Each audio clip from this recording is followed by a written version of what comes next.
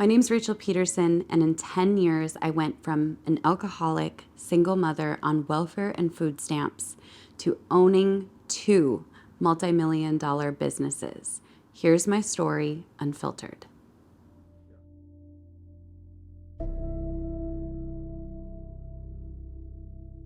Just because this is where my life started doesn't mean this is where my life needs to end. She was shy, she was timid. I knew she'd been through a lot. As I got to know her more, I saw the energy and I saw the courage and I saw the excitement. So I said, Rachel, you can't keep doing this. This is so bad. You just can't run a business like this. It's an arbitrary number, Rach. Then what? Rachel and her team have good work ethic. Things get shared massively, like massively. I truly feel like Rachel is my friend. She's grown my followers exponentially. I feel lucky that we get to work with them. This is a team effort. She believes in me and she believes in what I'm doing. And by some miracle, some grace of God, I would get a tip from a client that day that was $6, $3 to get me to school, $3 to get me back, or at least I could get home that day. Sorry.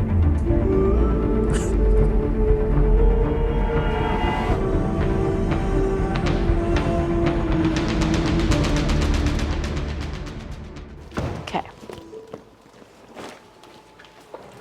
It's go time.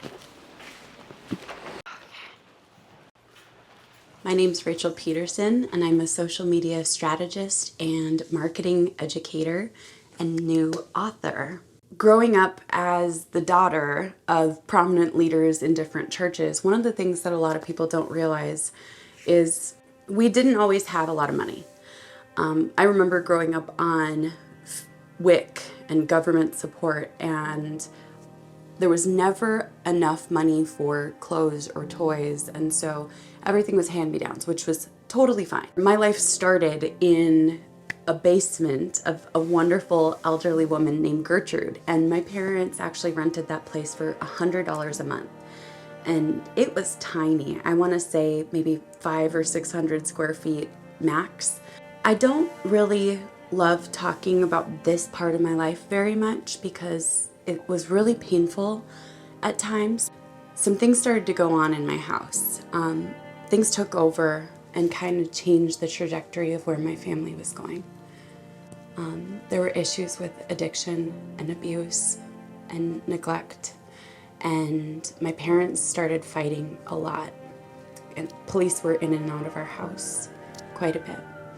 So at the age of 13 years old, I'm sorry, this is actually kind of always hard to talk about because it's just like, you know what I mean? This is the stuff I I'm sorry.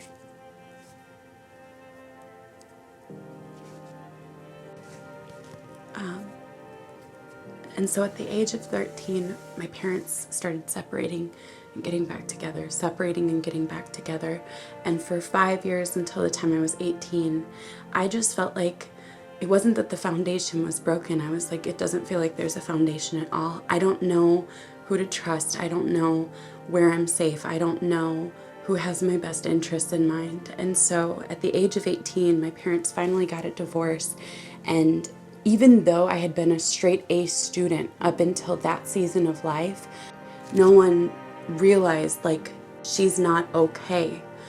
So I went to a Christian college because they accepted anybody, and I knew that my GPA wasn't going to get me in anywhere else.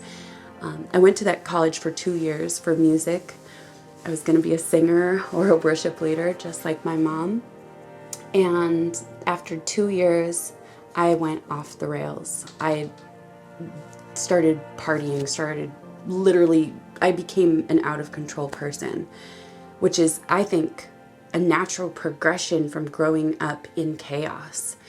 And so after 2 years, I don't want to say I was kicked out, but I was very strongly invited to not return to that school. That's true. So I was 20 years old, working as a server at a Chinese and Thai restaurant and busting my tail day and night for tips. And one day I woke up and didn't feel great. So I took a pregnancy test and found out I was going to be a mom.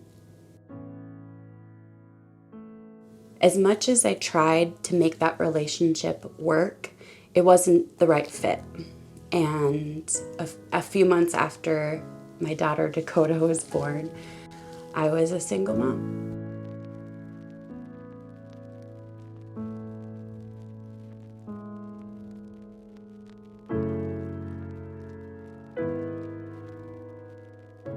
And so I had a lot of student loans built up, but now I'm a college dropout.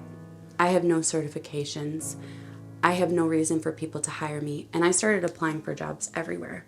I applied on LinkedIn, Craigslist, every single job opening I could find. I even applied for Taco Bell. Every single job was no, no, no, no.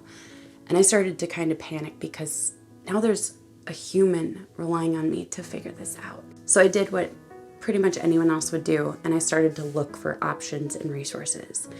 And I was really, really grateful for the government assistance that was available to me at that time. Now, to be clear, government assistance doesn't mean you're living the good life. It just means that for one more month you can breathe and you can make it just a little bit longer. I gave blood plasma to pay for the bus because I didn't have a car. I did medical experiments to pay off some debt as much as I could, but things weren't looking up yet. I went to hair school and took out some more loans for that. And there was something in me that just had this drive, this feeling like just because this is where my life started doesn't mean this is where my life needs to end. In fact, I remember writing that in my journal. This is not the way your story ends. And so I worked on rewriting it, going to school, being top of the class. And I just said, I don't care if anyone thinks I'm, too much or a show off or a teacher's pet. I don't care at this point, because what I care about right now is getting out of the path that I was currently on. And by some miracle, some grace of God, I would get a tip from a client that day that was $6, $3 to get me to school, $3 to get me back, or at least I could get home that day. And the wild part is I will never forget when I graduated from hair school and went and interviewed. I wasn't just going to work at any salon. I made a decision that I was going to work at one of the top salons in our state. I wrote down the top 5 salons on a list and I said, these are the 5 I'm interested in, and everyone else is not an option right now. I'm not looking at backups. I'm literally looking at a new life and a new path. What people didn't know is I was literally pushing a stroller 5 miles to get to our local Goodwill so I could use my welfare, like my EBT card or whatever it was at that point, so that I could buy clothes that would hide the fact that I felt like my life was falling apart and it was barely together. I would literally scour the racks and be like, I just want to find one sweater from Banana Republic so nobody knows how messed up my life has been up until this point. I'm gonna try not to just break down. Even when I share this, I'm just like, holy crap, how did I do it? I'm sorry.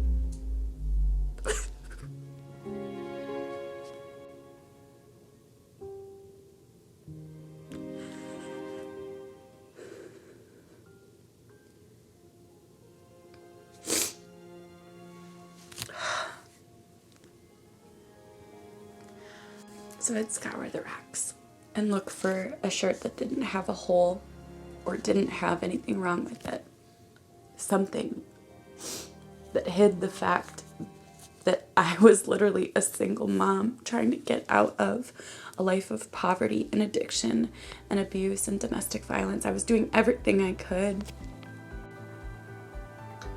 And I will never forget the day when I got the first call from one of the top 5 salons, and they said, we would love to offer you a job.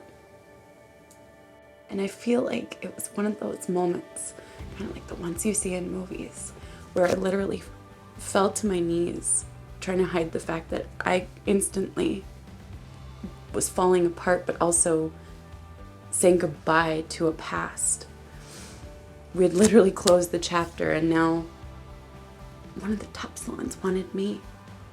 Life could be a bit different. And Dakota came up to me and I remember she said, Mama, what's wrong?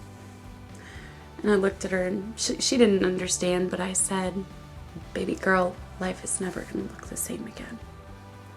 And then the next email came in, and then the next call, and the next email. And suddenly, not only did the top salon in Minnesota want me, but 4 of my 5 top choices, they wanted me. Nothing was ever gonna look the same again. I had choices, I had options. And so I got to pick, which salon I wanted to work at. What I didn't know is, once again, everything was about to change. I met a man and we got married 13 days later.